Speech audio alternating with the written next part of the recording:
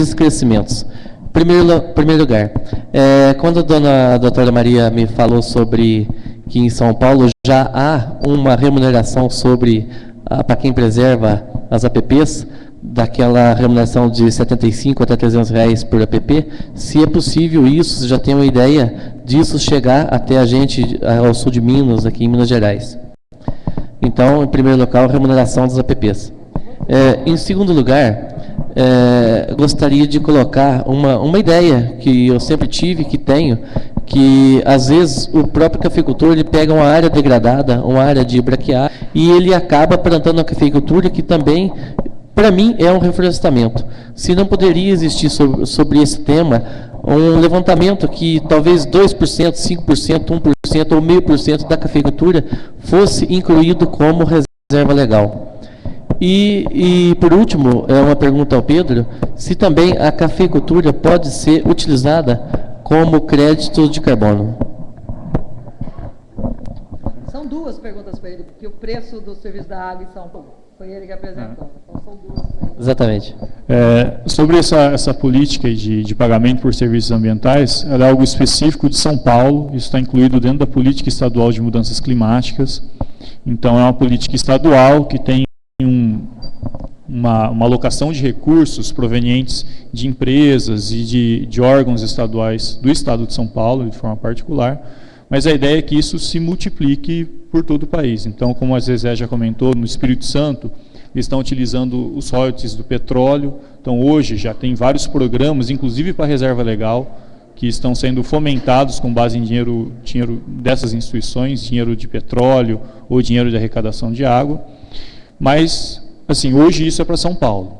E está para começar também. Esse decreto sobre o pagamento de serviços ambientais em São Paulo foi publicado em junho de 2010, ainda não está acontecendo de fato, mas a expectativa é que para o ano que vem isso já comece a ser pago, já comecem a se alocar as bacias prioritárias. Então, acho que para que isso ocorra em Minas é questão de uma política estadual. E como política estadual, muitas vezes as entidades de classe, como os próprios cafeicultores, podem pressionar, podem contribuir para que isso de fato ocorra.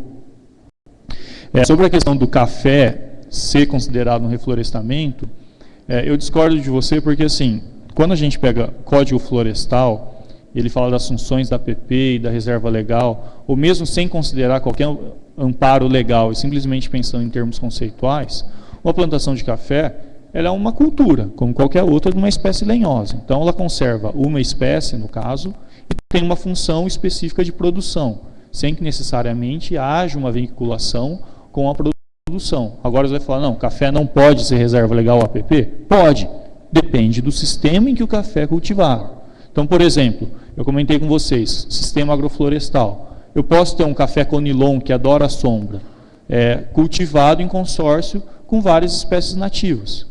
Aí eu posso averbar isso como reserva legal, ou inclusive em algumas situações particulares, incluir isso mesmo na APP. Dentro das pequenas propriedades rurais, como foi estabelecido naquela medida provisória, ou em São Paulo, que a gente está mudando a resolução estadual de restauração, para que sejam incorporados sistemas agroflorestais para recuperar APP em pequena propriedade rural. Então, o problema não é com o café, como planta, como cultivo, mas com a questão do sistema.